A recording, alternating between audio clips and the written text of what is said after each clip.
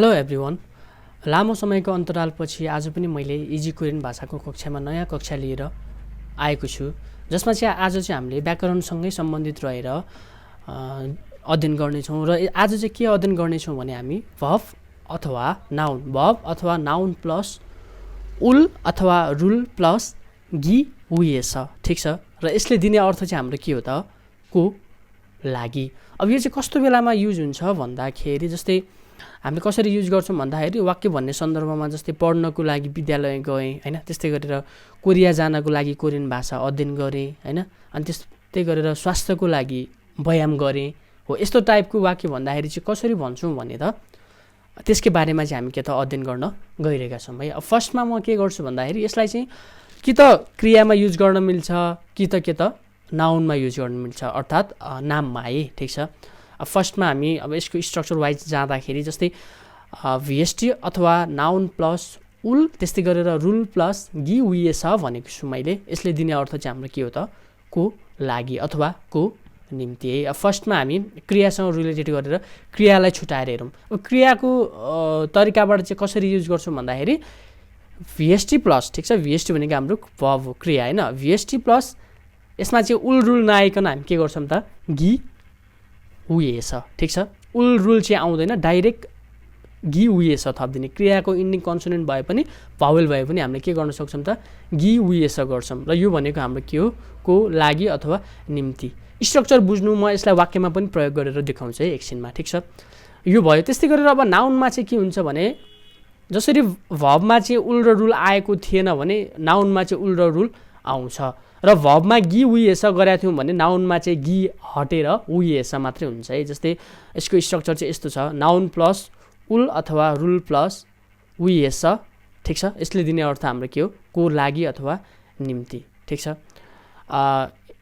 फर्स्टमा म भिएसटी इन्डिङ भर्बको यो भिएसटी प्लस गी हुएछको चाहिँ स्ट्रक्चर बनाएर देखाउँछु है। अब जस्तै भिएसटी प्लस गी हुएछ, यसले दिने अर्थ हाम्रो के भयो, को लागि अथवा को निम्ति। जस्तै अब हेरौँ स्ट्रक्चरमा वाक्यमा, मुल्गन उल सागी हुएछ सिजाङ्गे खासयो, ठिक छ। मुल्गन उल सामानलाई होइन, सागी अब सादा भनेको किन्नु हो, दा हट्यो। अब यहाँ हेर्नुहोस् भर्बमा भावेल इन्डिङ भएको छ, भावेल इन्डिङ भए पनि हामीले डाइरेक्ट के गर्छौँ त, गी हुएछ राख्छौँ। चाहे कन्सोनेन्ट इन्डिङ भए पनि हामी के गर्छौँ, गी हुएछ नै राख्छौँ है। मुल्गन उल सागी हुएछ सिजाङ्गे खासयो, ठिक छ। फेरि पनि एकचोटि, मुल्गन उल सागी हुएछ सिजाङ्गे खासयो। यो भनेको सामान किन्नको लागि अथवा सामान किन्नको निम्ति बजारमा गएँ, ठिक छ।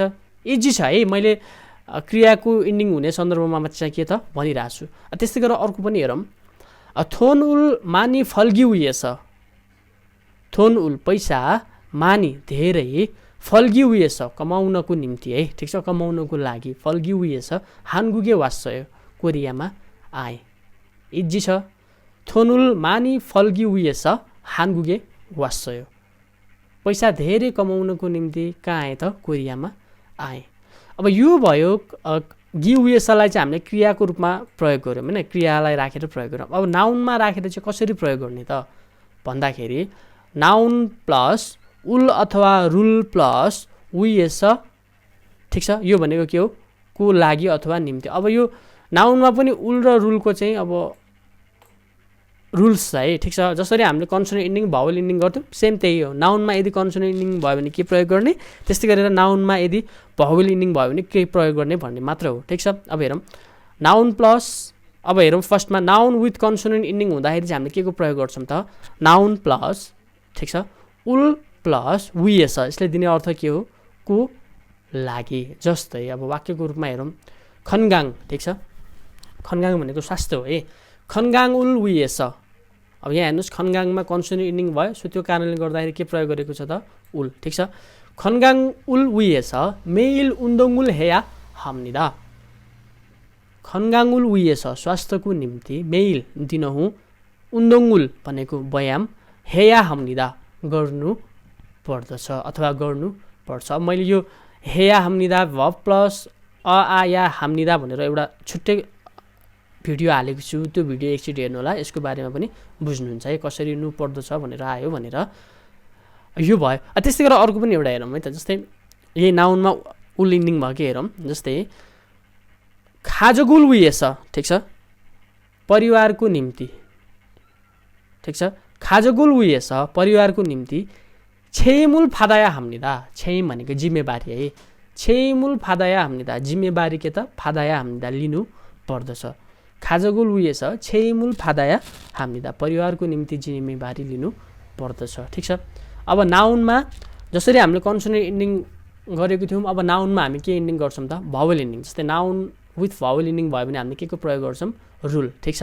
इजी छ यो पनि, नाउन प्लस रुल प्लस उयेस, यसलाई दिने अर्थ पनि को लागि अथवा को निम्ति। अब हेरौँ, छे आबजिनुन, मेरो बुवा चाहिँ, उरी रुल उयेस, उरी भनेको हाम्रो है, यो नाममै जान्छ, ठिक छ।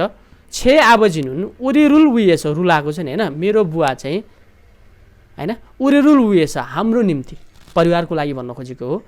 उरी रुल उयेस इलुल हासिम निदा भनेको काम के गर्नुहुन्छ, गर्नुहुन्छ। फेरि पनि एकचोटि, छे आबजिनुन उरी रुल उयेस इलुल हासिम निदा, मेरो बुबा हाम्रो निम्ति काम गर्नुहुन्छ, ठिक छ। त्यस्तै गरेर लास्ट वान है, यसलाई नै मैले दुईवटा गर्न खोजेको, अर्को पनि एउटा हेरौँ। जस्तै नाउनमा भावल इन्डिङ हुँदाखेरि यसरी पनि भनौँ ल, जस्तै उरिनुन हुइसारुल उयेस, हामी चाहिँ हुइसारुल उयेस भनेको कम्पनीको खातिर अथवा कम्पनीको निम्ति, ठिक छ। हुइसा भनेको कम्पनी हो। अब यो नाउनको रूपमा गएको छ, यसमा भावल इन्डिङ भएको छ, लास्टमा सा आ होइन। अब यसमा रुल प्रयोग भयो, सो त्यो कारणले गर्दाखेरि हामीले के प्रयोग गऱ्यौँ, रुल उयेस, ठिक छ। अब उरिनुन हुइसारुल उयेस आमुदो इलुल हाम्निदा, हामी चाहिँ होइन हुइसारुल उयेस कम्पनीको खातिर अथवा कम्पनीको निम्ति होइन। आमुदो, आमुदो भनेको जे पनि है, जे पनि इलुल हाम्निदा काम गर्छौँ, ठिक छ। यहाँसम्म राम्रो छ, हेर्नु सजिलो छ है, र यो तपाईँहरूको लागि इम्पोर्टेन्ट नै छ है, वाक्यको सन्दर्भमा भन्ने सन्दर्भमा यो आइरहेको स्ट्रक्चर हो। सो त्यो कारणले गर्दाखेरि यसलाई चाहिँ एकदम ध्यान दिएर हेर्नु होला, र इपिएस टपिकको इक्जामको लागि पनि यो एकदम महत्त्वपूर्ण छ। र यति भन्दै म आजको यस इजी कोरियन भाषाको कक्षाबाट चाहिँ बिदा हुन चाहन्छु। हस्त, धन्यवाद।